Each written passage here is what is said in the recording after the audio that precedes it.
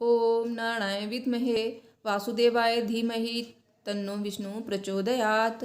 जय श्री हरि विष्णु जी। नमस्कार दोस्तों, आप सभी का मेरे चैनल में हार्दिक स्वागत है। दोस्तों, आज हम जानेंगे देवउठनी एकादशी व्रत का पारण कब और कैसे करें, यानी कि देवउठनी एकादशी व्रत कैसे खोलें। क्योंकि कभी भी एकादशी का व्रत जल्दबाजी में नहीं खोलना चाहिए। जो लोग जल्दबाजी में व्रत खोल लेते हैं उन्हें पाप लगता है और व्रत भी पूर्ण नहीं होता है, व्रत का फल भी नहीं मिलता है। तो कभी भी एकादशी व्रत का पारण ऐसे ही नहीं करना चाहिए, शुभ मुहूर्त में करें। और कुछ ऐसी चीज़ें हैं जिन्हें खाकर ही व्रत का पारण किया जाता है। साथ ही कुछ ऐसा समय होता है जब व्रत का पारण नहीं किया जाता है, क्योंकि एकादशी व्रत पारण के नियम होते हैं, तो नियम अनुसार ही व्रत का पारण करना चाहिए। इससे भगवान भी प्रसन्न होते हैं और आपका व्रत भी पूर्ण होता है। हिंदू धर्म में एकादशी तिथि का बहुत ही ज़्यादा महत्व होता है और साल में कुल 24 एकादशियाँ होती हैं। और जब मलमास होता है तो एकादशियों की संख्या 26 हो जाती है। देवउठनी एकादशी बहुत बड़ी एकादशी है और अगर आपने इस एकादशी का व्रत किया है तो आपको व्रत का पारण भी नियम अनुसार ही करना चाहिए। दोस्तों, देवउठनी एकादशी पर माता तुलसी का विवाह भी किया जाता है। तो अगर आप माता तुलसी का विवाह नहीं कर रहे हैं तो भी आपको इस दिन भगवान विष्णु, माता लक्ष्मी और माता तुलसी की पूजा अवश्य करनी चाहिए। दीपदान करने चाहिए, क्योंकि कार्तिक मास में दीपदान, स्नान दान का बहुत ही ज़्यादा महत्व होता है। तो ये आप अवश्य करें।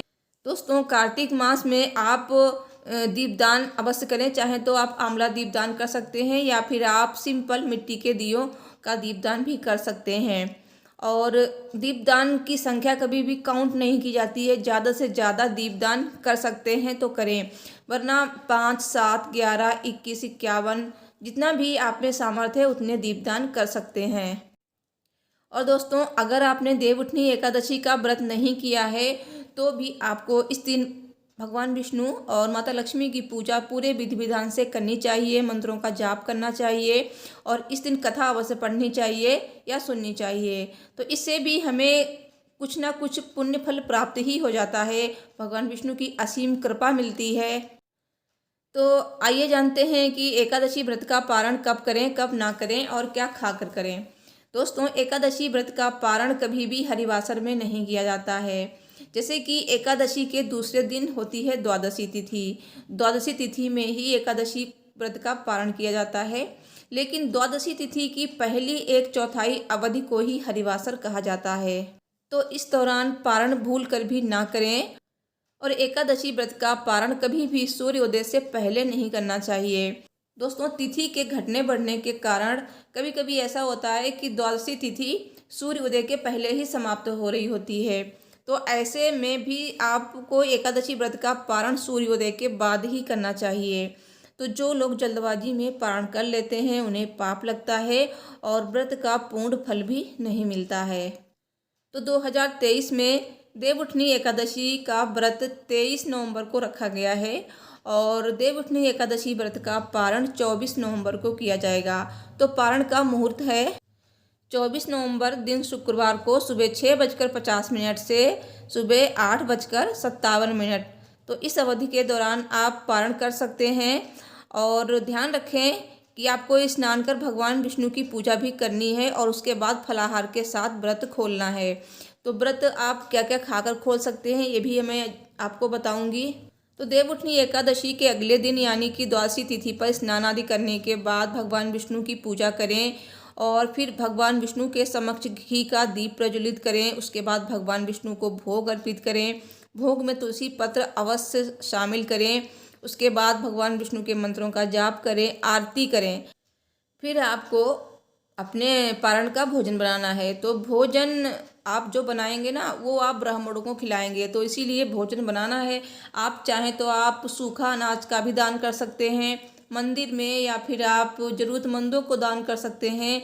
क्योंकि एकादशी व्रत के पारण में बिना दान के, बिना ब्राह्मणों को या फिर किसी जरूरतमंद को भोजन कराए पारण नहीं होता है। तो पारण आप जब भी करें तो किसी न किसी को जरूर दान करें। तो अगर कोई नहीं है तो आप चींटियों को आटा डाल सकते हैं और गाय को आप मीठी रोटी खिला सकते हैं, या फिर आप सूखा अनाज मंदिर में भी दान कर सकते हैं, या फिर अपने घर में भोजन बनाकर ब्राह्मणों को भी खिला सकते हैं। ब्राह्मण को आमंत्रित करें, उसके बाद भोजन कराएं, भोजन कराने के बाद दान दक्षिणा देकर ही विदा करें। तो इस तरह से भी पारण कर सकते हैं। दोस्तों, पारण में आपको कुछ चीज़ें हैं जिनका दान करना होता है। आप अपनी सामर्थ्य के अनुसार कर सकते हैं, जैसे कि आप ज़रूरतमंदों को दान कर सकते हैं, अन्न दान, वस्त्र दान, धन का दान कर सकते हैं।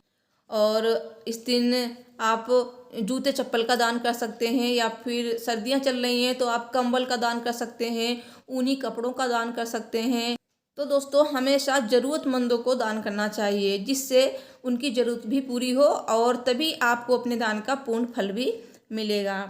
तो दान अवश्य करें। चने की दाल का दान कर सकते हैं, गुड़ का दान कर सकते हैं। पीली चीज़ों का दान का महत्व होता है, तो पीली चीज़ों का दान करें। जो भी आप दान करना चाहते हैं, उन सारी दान की सामग्री को भगवान विष्णु के समक्ष रखकर उन सारी चीज़ों का दान देने का संकल्प करें।